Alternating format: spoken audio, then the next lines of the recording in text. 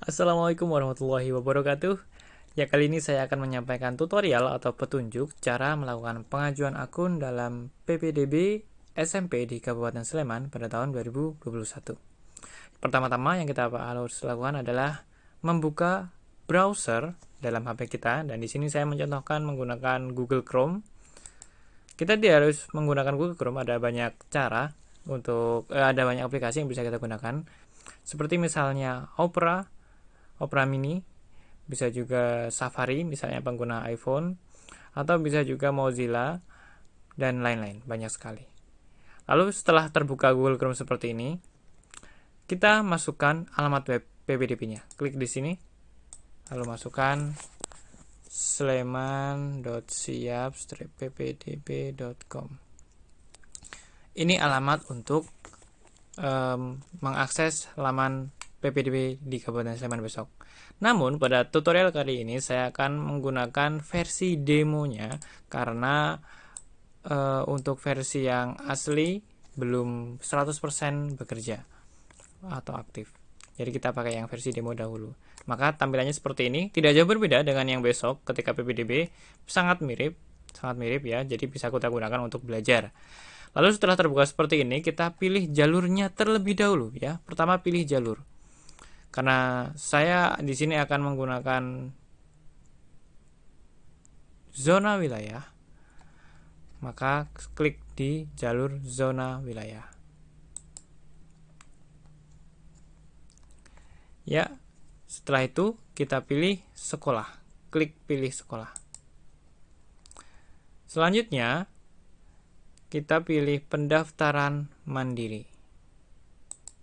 Nah, maka setelah itu akan ada petunjuk bahwa yang harus kita lakukan pertama kali adalah ajuan akun. Nah, maka dari itu kita harus mengajukan akun dahulu agar punya akun di web PPDB ini. Di scroll ke bawah sedikit ada tulisan ajuan akun besar warna kuning tombolnya. Langsung klik saja untuk mengajukan akun. Dan kita dihadapkan dengan formulir yang harus kita isi. Pertama kali yang harus kita isi adalah NISN. NISN ini biasanya 10 digit.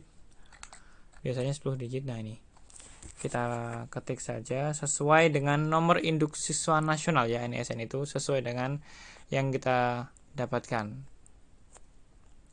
Misalnya contohnya di sini saya seperti ini, langsung saja 8888 gitu. Karena di sini kan cuma contoh ya.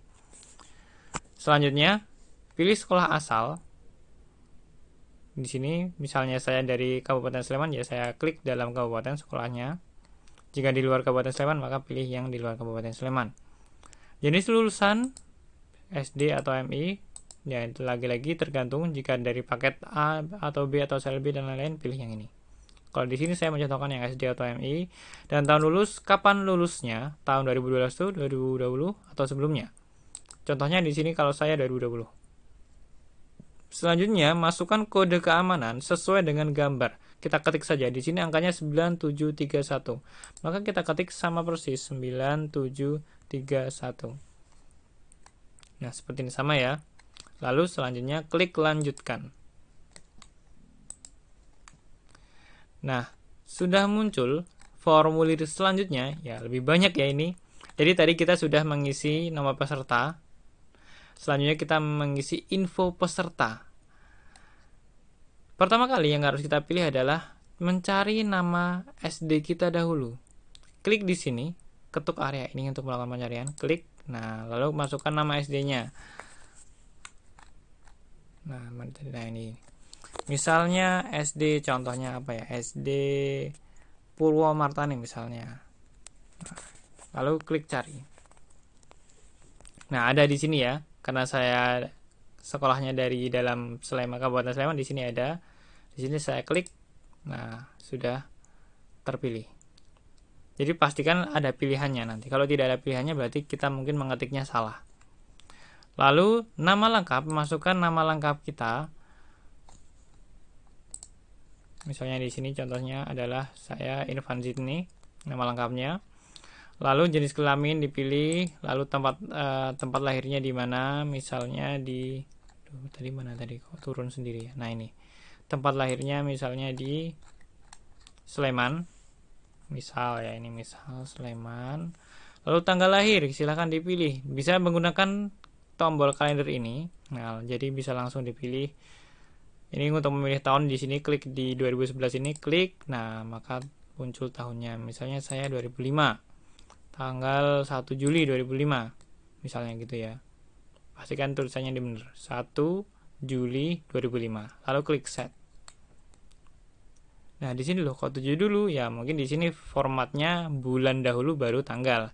Yang penting ketika kita klik di kalender ini, nah ini jelas tanggalnya berapa, bulannya apa, tahun berapa. Setelah itu masukkan alamatnya di mana. Misalnya Kalasan, ini contoh saja ya. Besok silakan masukkan alamat lengkap. Di sini saya hanya contoh Kalasan misalnya seperti itu. Kalau di PPDB besok silakan masukkan detail dengan RT berapa, RW berapa, lalu apa desanya apa, nama kelurahannya apa, kecamatan dan sebagainya. Kalau perlu nomor rumah juga ya, nomor rumah ini juga ditulis. Blok kalau misalnya ada bloknya ditulis juga. Pokoknya detail, sedetail-detailnya. Tapi jangan terlalu lebay juga ya. Lanjut provinsi saya di DIY, Kabupaten Sleman, Kecamatan Kalasan, misalnya Kelurahan Purwomartani. RT 6, hilang. RW 3, misalnya seperti itu contoh. Nomor HP, silakan masukkan nomor HP. Misalnya seperti itu. Silahkan masukkan nomor HP. Saran saya nomor HP ini yang tentunya aktif, baik dari segi bisa ditelepon menggunakan seluler, tapi juga bisa di WhatsApp, hubungi melalui WhatsApp. Jadi yang aktif WhatsApp juga saran saya ya, memang tidak wajib, tapi saran saya seperti itu agar jika pihak sekolah ingin menghubungi calon peserta didik, misal contoh ada berkas yang kurang atau mungkin ada data yang salah, bisa dengan cepat menghubungi peserta didik atau walinya. Domisili ini tidak bisa kita ganti karena tadi kita sudah terlanjur memilih di dalam jalur zona wilayah. Karena jalur zona wilayah itu wajib KK Sleman. Syaratnya itu. Kalau enggak KK Sleman tidak bisa. Selanjutnya nilai ASPD kita masukkan berapa nilai ASPD-nya. Tadi mana ini? Nah, misalnya nilainya 90. Ini juga 90. Pastikan sama ya, sesuai dengan nilai yang kalian dapatkan. Ini kan saya hanya contoh. Status miskin atau disabilitas, nah silahkan dipilih. Kalau afirmasi, maksudnya adalah afirmasi ini disabilitas atau apa? Maksud saya miskin, sorry. Nah silahkan dipilih. Kalau disabilitas ya pilih di sini. Kalau saya misalnya tidak ya klik tidak. Agama silahkan dipilih sesuai agama masing-masing. Nah ini nilai hasil belajar yang dari rapot. Rata-rata 5 semester. Nah, contoh seperti itu. Kakak 1 tahun. Nah, apakah kakaknya sudah tinggal di alamat tersebut itu sudah lebih dari setahun berdasarkan kakak ya. Nah, jika iya maka klik iya. Lalu klik lanjutkan.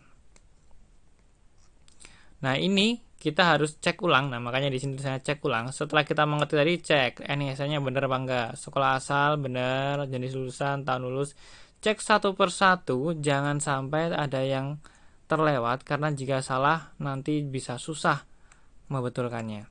Jadi harus teliti di sini. Benar-benar harus teliti. Kalau perlu membacanya 3 kali. Baca sampai bawah, lalu naik lagi. Baca lagi sampai bawah, begitu diulangi sampai 3 kali. Udah yakin baru kita membaca surat pernyataan, maksudnya kalimat ini, pernyataan. Saya yang tercantum di atas menyatakan bahwa data yang saya isikan di atas adalah benar dan saya menyatakan mengikuti proses bla bla ini. Intinya kita bersedia menanggung konsekuensi jika data yang kita upload di sini itu salah. Maka kita bersedia mendapatkan sanksi sesuai undang-undang yang berlaku. Gitu. Nah, setuju apa enggak? Kalau setuju, klik di sini.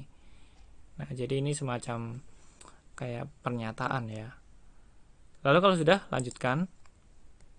Nah, kita ke tahap terakhir dari pengajuan, selesai ya kan. Terima kasih pengajuan akun online Anda sudah selesai. Silahkan melakukan cetak sebagai tanda bukti ajuan. Nah, jangan lupa Walaupun pakai handphone menggunakan pengajuannya, tetap harus cetak. Caranya bagaimana? Nah, ini ada di sini cetak bukti ajuan akun. Kita klik saja. Kalau di HP saya muncul halaman seperti ini untuk mendownload ini bukti ajuannya. Nah, di sini kalau misalnya kita ingin menyimpan dahulu, ingin mendownload form ini, ingin mendownload bukti ajuan ini, kita klik di sini. Pastikan di sini tulisannya save as PDF. Kalau belum save as PDF ya kita ganti, karena di sini ada tulisan all printers sama save as PDF. Nah, kalau kita mau download, pilih yang ini, save as PDF, lalu klik ini tombol untuk download PDF-nya. Nah, setelah itu kita dihadapkan ke lokasi mana yang akan kita gunakan untuk menyimpan file yang baru saja kita download. Kalau di sini saya di folder download.